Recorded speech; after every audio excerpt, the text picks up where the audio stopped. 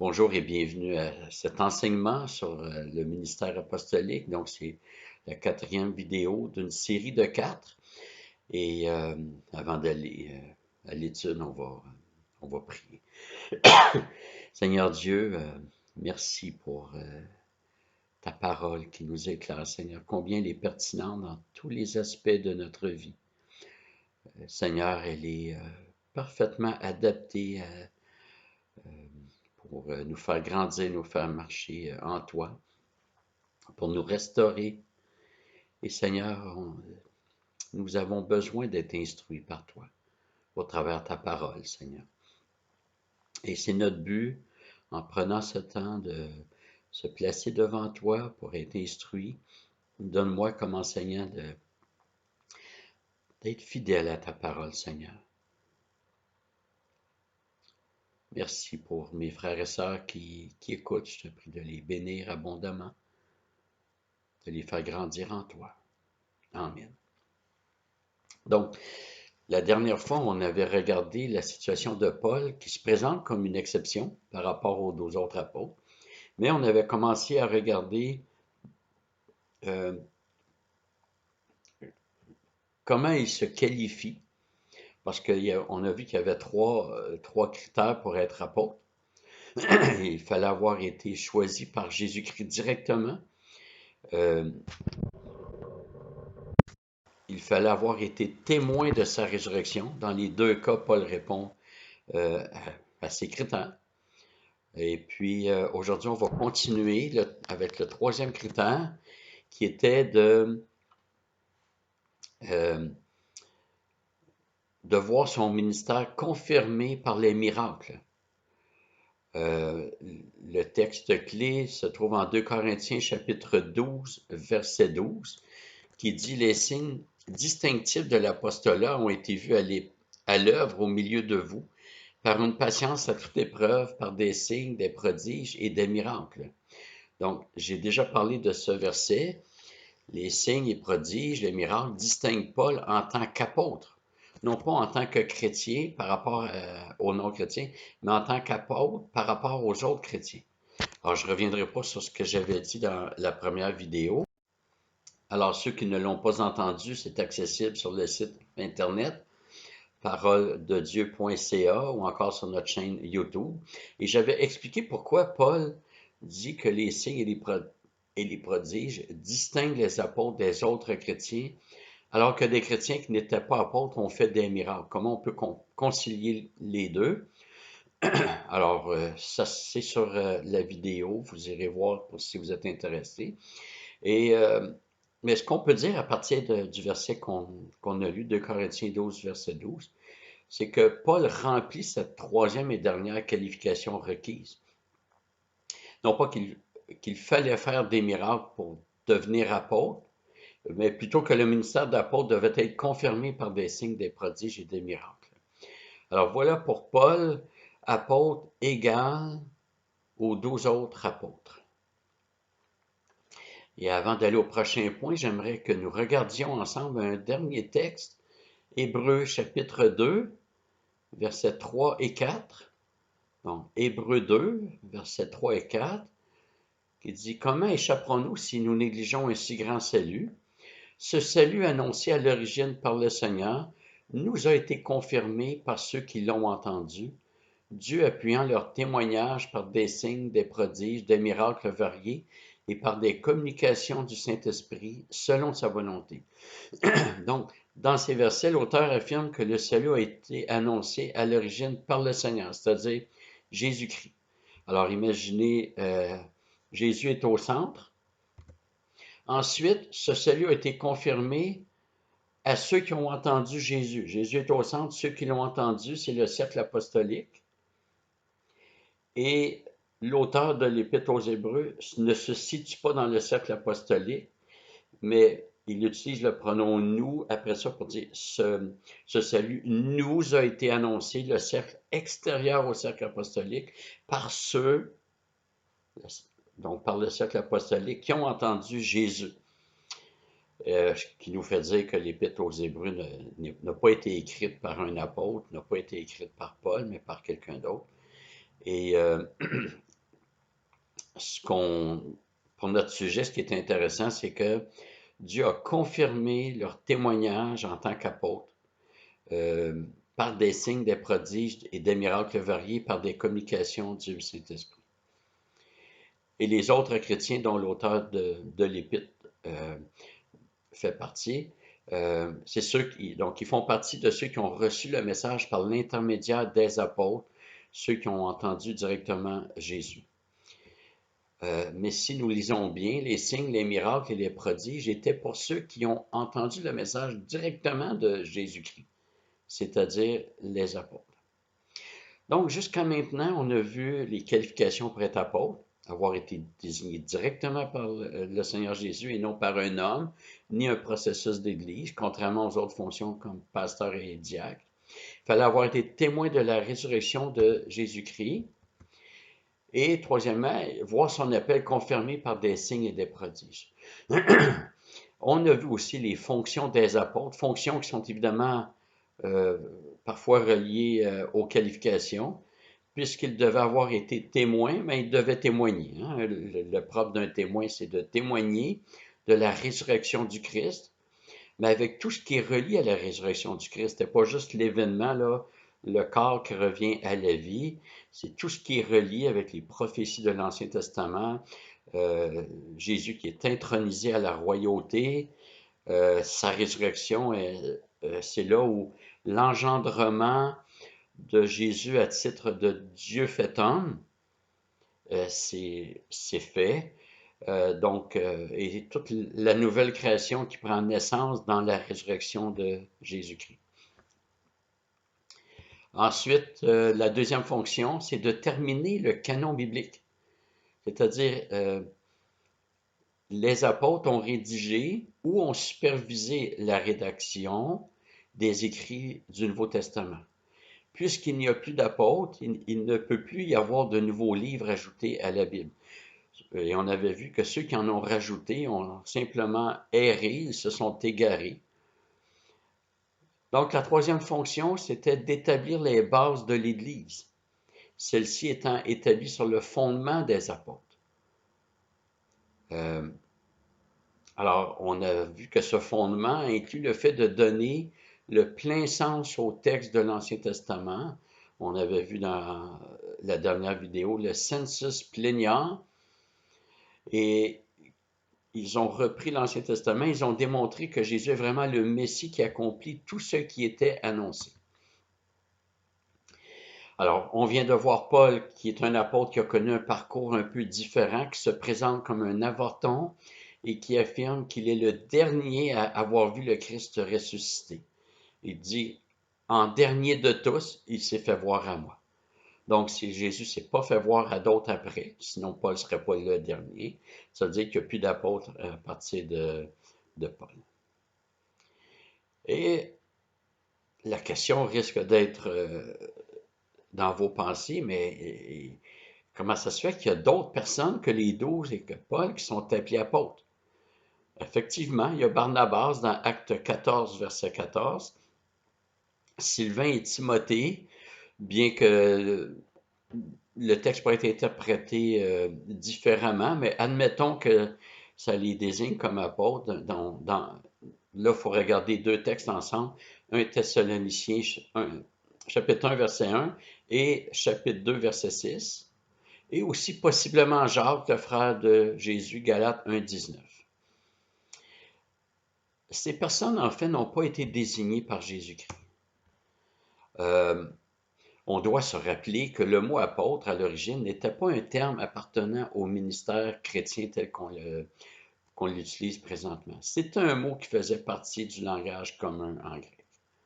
Et plusieurs mots sont devenus, pour nous, des termes faisant partie du vocabulaire biblique, mais ils appartenaient déjà à un autre monde. Ainsi, les mots Église, baptême, pasteur, évêque, Bible, diacre, apôtre et probablement plusieurs autres sont pour nous réservés à l'usage exclusif des notions bibliques. Mais ils ne sont pas toujours utilisés dans le même sens, dans un sens que je qualifierais d'officiel.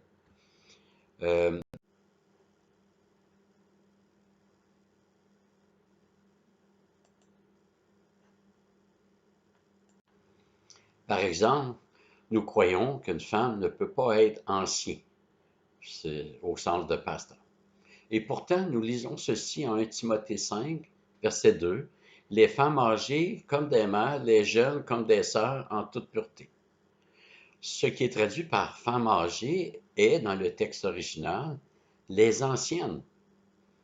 Et nous n'en concluons pas pour autant que ces femmes étaient anciennes au sens de pasteur dans une église.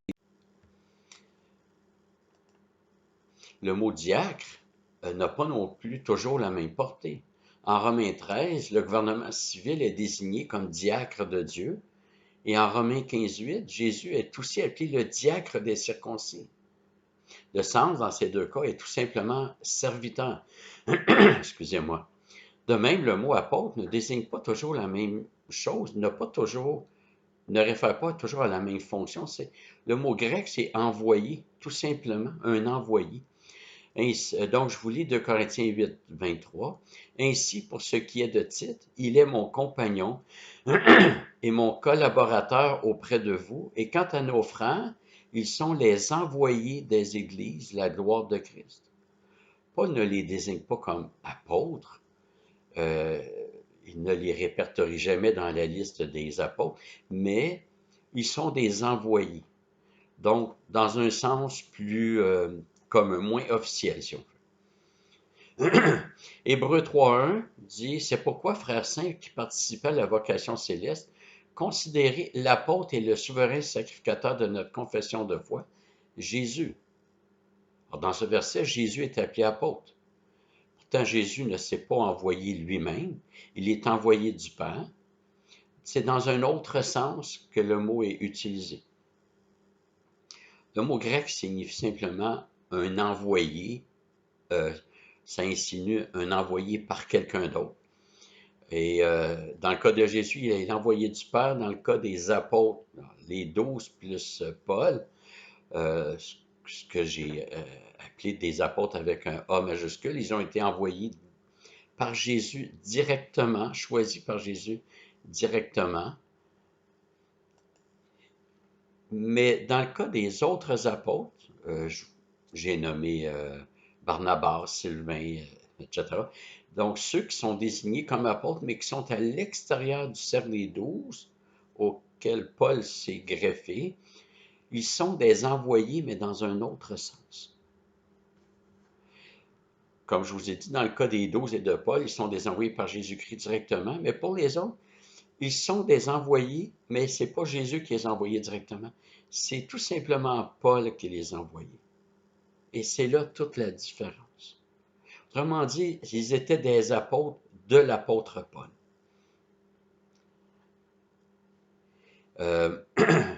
Certains désignent ces personnes comme des délégués apostoliques. Paul leur déléguait des tâches. Et on voit déjà la différence quand Paul parle à Timothée. Paul il dit ce que tu as entendu de moi, confie-le à des hommes fidèles qui soient capables de l'enseigner à d'autres. Donc, Paul a reçu l'Évangile directement du Seigneur. Il le dit clairement dans Galates 1.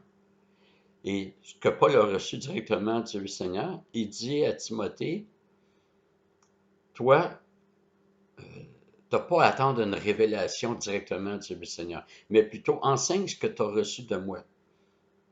Enseigne-le à d'autres qui soient capables de l'enseigner à d'autres. Ainsi, la transmission apostolique se fait depuis 2000 ans. Donc, voilà pour les autres apôtres. Il reste un cas à regarder, c'est dans Romains 16, verset 7, qui dit « Saluez Andronicus et Junias, mes parents et mes compagnons de captivité, qui sont très estimés parmi les apôtres. » Selon certains, le texte signifierait que ces deux personnes, Andronicus et Junias, étaient des apôtres et que Junias serait donc une femme apôtre. Alors, disons que le prénom Junias, dans le texte grec, il est masculin, mais puis je pense qu'il s'agit malgré cela d'une femme. C'est un nom qui était tellement peu utilisé dans le grec antique C'est pas moi qui a, qui a- qui a tout creusé ça, c'est des théologies, c'est ce que j'ai lu. Donc, il y a une incertitude parce qu'il y a tellement peu d'occurrences sur ce prénom-là. Mais plusieurs pensent que Paul les présenterait comme un couple. Euh, mais c'est, en fait, si on règle la deuxième question, on règle la première. Euh, Parce que la deuxième question, la deuxième difficulté, c'est l'expression parmi les apôtres. Est-ce que ça signifie de facto que les deux étaient apôtres? Certains disent que oui, mais encore là, dans un sens nettement différent, comme je vous ai parlé pour d'autres. Donc, est-ce que ça signifie qu'ils étaient dans le cercle apostolique et que eux, parmi les autres apôtres, étaient très estimés par d'autres personnes? Ou si ça signifie pas plutôt que parmi le cercle apostolique, beaucoup les appréciaient. Euh, Deux exégètes, c'est-à-dire spécialistes de la langue grecque antique, dont Daniel Wallace, qui est plus connu, affirment que dans la littérature grecque connue, lorsque cette construction de mots est utilisée, la personne estimée ne fait jamais partie du groupe.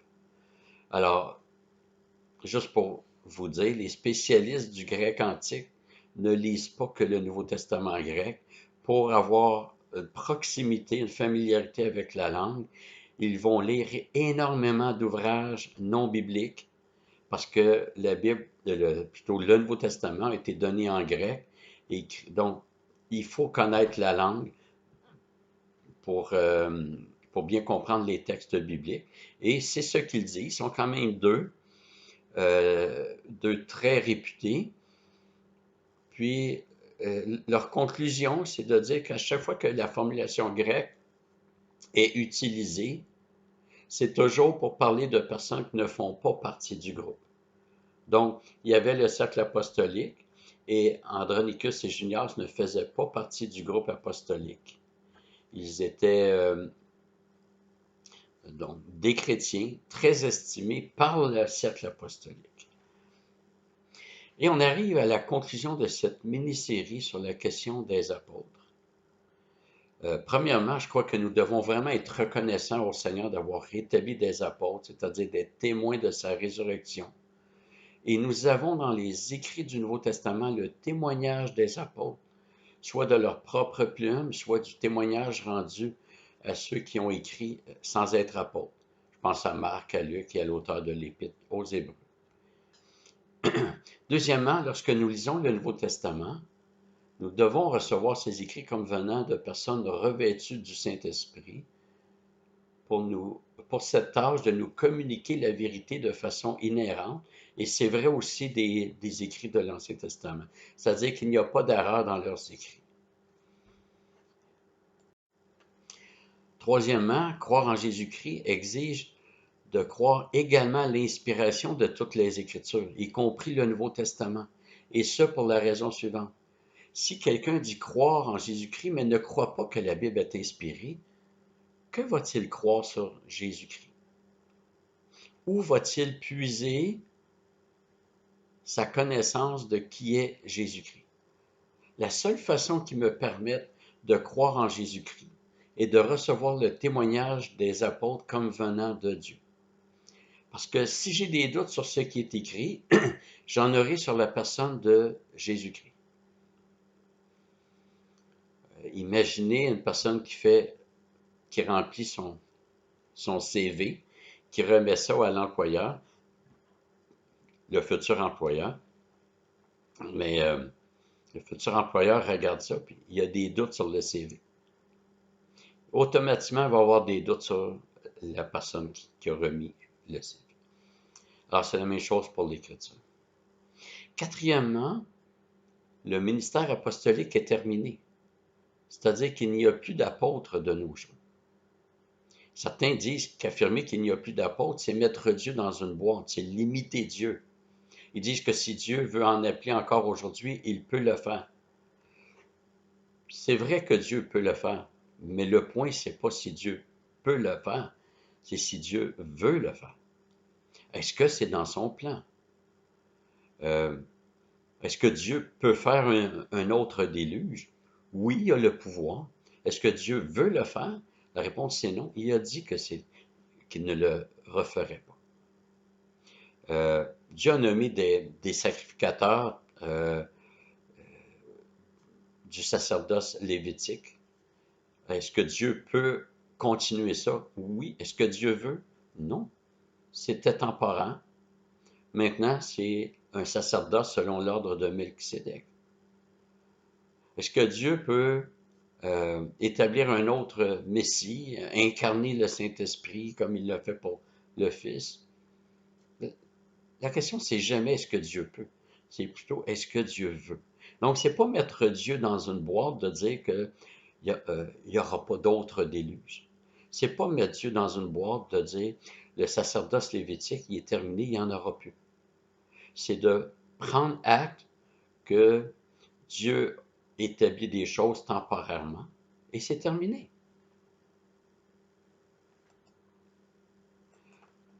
Donc, je rappelle les points qui m'amènent à conclure qu'il n'y a plus d'apôtres de nos jours. 2 des 3 critères de qualification ne sont plus possibles aujourd'hui. Il n'y a plus personne qui peut dire j'ai vu le Christ ressuscité. Paul dit qu'il est le dernier à l'avoir vu. Ensuite, il fallait avoir été désigné par Jésus-Christ directement, ce qui ne se voit plus. Une autre raison, c'est que le ministère d'apôtre consistait à établir le fondement de l'Église. Paul dit aux Éphésiens que l'Église a été établie sur le fondement des apôtres. Or, quand le fondement est posé, c'est terminé pour cette étape. Une autre raison, c'est que les apôtres avaient une autorité sur l'ensemble des églises locales, ce qui n'est pas envisageable de nos jours. Et la dernière raison pour dire qu'il n'y a plus d'apôtres de nos jours, c'est que nous n'avons pas la consigne d'en établir. L'Église a la consigne de désigner des pasteurs et des diacres. Point, c'est tout. On n'a pas la consigne d'établir d'autres ministères officiels. On peut nommer du monde responsable de certains ministères, mais quand on parle ici on parle plutôt d'officiers, c'est les pasteurs qu'on peut appeler aussi anciens dirigeants, évêques, et des diacres. Mais il n'y a pas d'apôtres. Paul ne dit pas de nommer des apôtres. Et je vais terminer par le fait qu'il y a eu une passation de certaines fonctions apostoliques aux anciens. Ainsi, les anciens doivent s'assurer que l'Église persévère dans l'enseignement des apôtres. Mais en fait, nous sommes les porte-voix par notre enseignement. Nous sommes les porte-voix des apôtres. Les apôtres étaient inspirés. Nous ne sommes pas inspirés au sens où on l'entend quand on parle de la Bible. Quand on parle de la Bible, c'est que le Saint-Esprit veille à ce que les écrits soient totalement exempts d'erreur et que la pensée du Seigneur soit parfaitement transmise.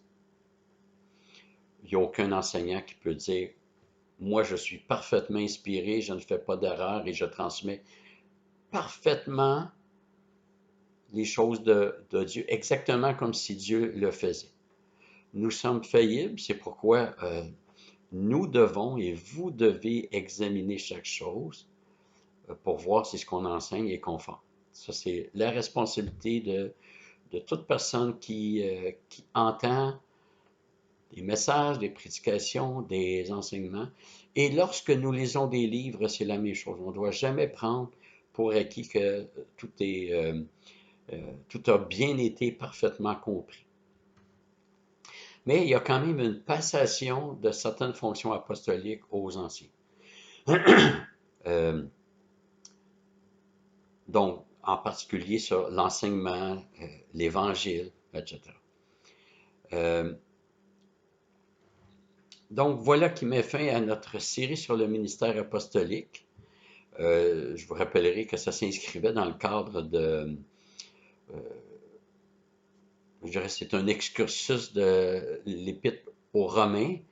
je suis arrivé sur le mot apôtre et j'ai pensé que c'était important de savoir c'est quoi un apôtre, surtout en cette période où il y a peut-être une confusion. Il y en a qui se disent apôtres. Il faut juste taper le mot apôtre dans Facebook pour voir l'écran se remplir.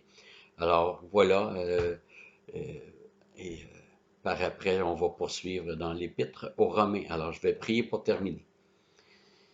Seigneur, on est édifié par ta parole, Seigneur Dieu.